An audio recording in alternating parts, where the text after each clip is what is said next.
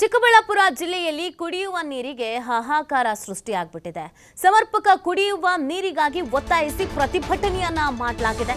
ಚಿಕ್ಕಬಳ್ಳಾಪುರ ಜಿಲ್ಲೆ ಚಿಂತಾಮಣಿ ನಗರದಲ್ಲಿ ಪ್ರೊಟೆಸ್ಟ್ ಅನ್ನು ನಡೆಸಿದ್ದಾರೆ. ಖಾಲಿ ಬಿಂದಿಗೆಯನ್ನ ಹಿಡಿದು ಪಂಪ್ ಹೌಸ್ ಬಳಿ ರಸ್ತೆಯನ್ನ ತಡೆದು ಆಕ್ರೋಶವನ್ನ ವ್ಯಕ್ತಪಡಿಸ್ತಾ ಇದ್ದಾರೆ. ನೀರು ಸರಿಯಾಗಿ ಇಲ್ಲ ಅನ್ನುವಂತ ಕಾರಣಕ್ಕಾಗಿ ಈ ಒಂದು ಪ್ರತಿಭಟನೆಯನ್ನ ಮಾಡ್ತಾ ಇರೋದು. ವಾರ್ಡ್ ನಂಬರ್ 16ರ ಎಡ್ಲಿಪಾಳ್ಯದಲ್ಲಿ ಕುಡಿಯುವ ನೀರಿಗೆ ಸಮಸ್ಯೆ ಎದುರಾಗ್ಬಿಟ್ಟಿದೆ. ನಗರಸಭೆ ಕಳೆದ 3 ತಿಂಗಳಿಂದನೂ ನೀರು ಬಿಡ್ತಿಲ್ಲ ಅಂತ ಕಿಡಿಕಾರ್ತಿದ್ದಾರೆ. ಪ್ರತಿಭಟನೆಯಲ್ಲಿ ಮಹಿಳೆಯರು, ವೃದ್ಧರು, ಮಕ್ಕಳು ಪ್ರತಿಯೊಬ್ಬರು ಕೂಡ ಭಾಗಿಯಾಗಿದ್ದಾರೆ. ಈ ಸಮಸ್ಯೆ ಒಂದೆರಡು ದಿನದಲ್ಲ, 3 ತಿಂಗಳಿಂದಲೂ ಕೂಡ ನಮಗೆ ನೀರು ಸಿಗ್ತಾ ಇಲ್ಲ ಅಂತ ಆಗ್ರಹಿಸಿ ಪ್ರತಿಭಟನೆಯನ್ನ ಮಾಡ್ತಾ ಇದ್ದಾರೆ. ಇದಕ್ಕಾದಷ್ಟು ಬೇಗ ಶಾಶ್ವತ ಪರಿಹಾರ ಅನ್ನೋದು ಬೇಕು ಅಂತ ಕೇಳ್ಕೊಳ್ತಾ ಇದ್ದಾರೆ. ಮಹಿಳೆಯರು, ವೃದ್ಧರು, ಮಕ್ಕಳು ಪ್ರತಿಯೊಬ್ಬರು ಕೂಡ ಈ ಪ್ರತಿಭಟನೆಯಲ್ಲಿ ಭಾಗಿಯಾಗಿದ್ದಾರೆ. 3 ತಿಂಗಳಿಂದ ಒಂದು ಕುಡಿಯೋ ನೀರಿನ ವ್ಯವಸ್ಥೆ ಇಲ್ಲ ಅಂತ ಅಂದ್ರೆ ಹೇಗೆ ಸಹಿಸ್ಕೊಳ್ಬೇಕು, ಹೇಗಿರಬೇಕು? ಮೂಲಭೂತ ಸೌಕರ್ಯ ಅಲ್ವೇನ್ರಿ ನೀರೆಲ್ಲಾನು? ಅದನ್ನೇ ಕೊಡಕ್ಕಾಗ್ಲಿಲ್ಲ ಅಂದ್ರೆ ಇನ್ನೇನು ಕೊಡ್ತಾರೆ ಅನ್ನೋದು ಅವ್ರ ಪ್ರಶ್ನೆ. ಆ ಕಾರಣಕ್ಕಾಗಿ ಪ್ರತಿಭಟನೆಯನ್ನ ಮಾಡ್ತಾ ಇದ್ದಾರೆ. ಏನು ಸಮಸ್ಯೆ ಆಗಿದೆ, ಇನ್ನು ಎಷ್ಟು ದಿನ ಬೇಕಾಗತ್ತೆ, ಇದಕ್ಕೆಲ್ಲ ಸಂಬಂಧಪಟ್ಟಂತೆ ಮಾಹಿತಿ ಲಭ್ಯವಾಗಬೇಕಾಗಿದೆ.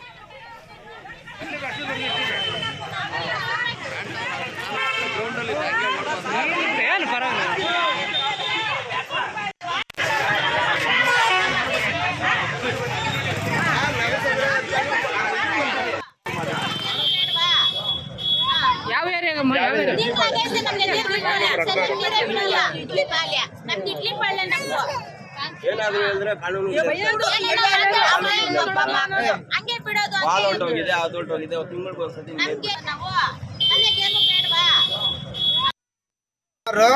ನೀರು ಸಮಸ್ಯೆ 3 ತಿಂಗಳಿಂದ ಸಮಸ್ಯೆ ಇರುವುದರಿಂದ ನಗರಸಭೆಯವರು, ಪೌರಾಯುಕ್ತರು ಯಾರೇ ಆಗಲಿ ಇದ್ರ ಪ್ರಕಾರ, ಕಾನೂನು ಪ್ರಕಾರ ಯಾರು ಬರ್ತಾ ಇರಲಿಲ್ಲ. ಅದಕ್ಕೋಸ್ಕರ ನಾವು ನ್ಯಾಯಕ್ಕೋಸ್ಕರ ಓಡಾಡ್ತಾ ಇದ್ದೀವಿ. ಈಗ ಎಷ್ಟು ದಿನಕ್ಕೊಂದ್ಸಲ ನೀರು ಬಿಡ್ತಾರೆ? 15 ದಿನ ಒಂದ್ಸಲ ಬರ್ತಾ ಇರೋದು. ಅದರಿಂದ ನಾವು ಈ ಸಮಸ್ಯೆಗೆ ನಗರಸಭೆಯವ್ರಿಗೂ ಪರಿಷ್ಕಾರ ಬೇಕಂತ ಹೇಳಿ ನಾವು ಕೋರ್ತಾ ಇದ್ದೀವಿ. ನಗರಸಭೆ ಗಮನಕ್ಕೆ ತಂದಿದ್ದೀರಾ? ತಂದಿದ್ದೀವಿ, ಆದರೂ ಅವರು ಕಂಪ್ಲೇಂಟ್ ತಗೊಳ್ತಾ ಇಲ್ಲ.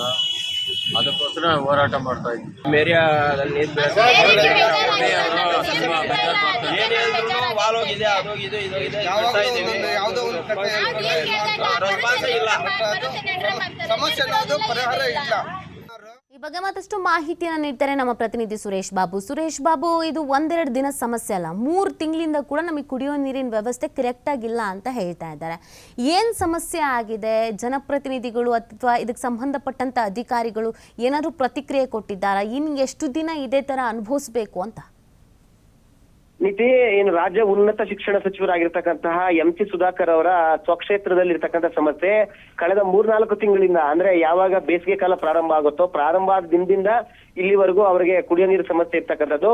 ಚಿಂತಾಮಣಿ ನಗರಸಭೆಗೆ ಸೇರಿರ್ತಕ್ಕಂಥ ವಾರ್ಡ್ ನಂಬರ್ 14ರ ಏನು ಇಡ್ಲಿಪಾಳ್ಯ ಸೇರಿರ್ತಕ್ಕಂಥ ಪ್ರದೇಶದಲ್ಲಿ ಕುಡಿಯೋ ನೀರಿಗೆ ತೀವ್ರ ಸಮಸ್ಯೆ.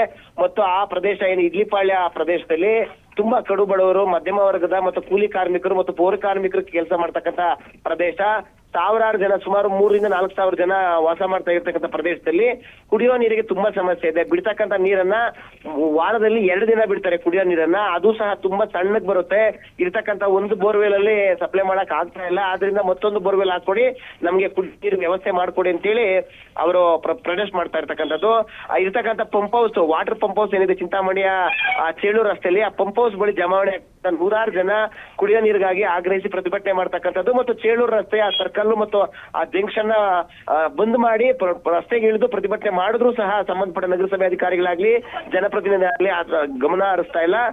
ಆದಷ್ಟು ಬೇಗ ಕುಡಿಯೋ ನೀರಿನ ಸಮಸ್ಯೆ ಬಗೆಹರಿಸಿ, ಇಲ್ಲದೆ ಹೋದ್ರೆ ನಾವು ಮುಂದಿನ ದಿನಗಳಲ್ಲಿ ಉಗ್ರ ಹೋರಾಟ ಮಾಡ್ತಕ್ಕಂಥ ಎಚ್ಚರಿಕೆಯನ್ನ ಇಡ್ಲಿಪಾಳ್ಯದ ಜನ ವ್ಯಕ್ತಪಡಿಸ್ತಾ ಇರ್ತಕ್ಕಂಥದ್ದು. ಮುಖ್ಯವಾಗಿ ಕುಡಿಯೋ ನೀರಿಗೆ ಸಮಸ್ಯೆ ಆಗ್ತಾ ಇದೆ, ದಿನಬಳಕೆ ನೀರಿಗೂ ಸಮಸ್ಯೆ ಆಗ್ತಾ ಇದೆ, ಕುಡಿಯೋ ನೀರಿಗೂ ಸಮಸ್ಯೆ ಆಗ್ತಾ ಇದೆ. ಆದಷ್ಟು ಬೇಗ ಈಡೇರಿಸಿ, ಇಲ್ಲದೆ ಹೋದ್ರೆ ಮುಂದಿನ ದಿನಗಳಲ್ಲಿ ಚಿಂತಾಮಣಿ ನಗರಸಭೆಗೆ ಮುತ್ತಿಗೆ ಆಗ್ತೀವಿ ಅಂತಕ್ಕಂಥ ಎಚ್ಚರಿಕೆಯನ್ನು ಜನ ನೀಡಿರ್ತಕ್ಕಂಥದ್ದು. ನೀತಿ. Okay, thank you Suresh Babu ತಮ್ಮೆಲ್ಲ ಡೀಟೇಲ್ಸ್ಗಾಗಿ.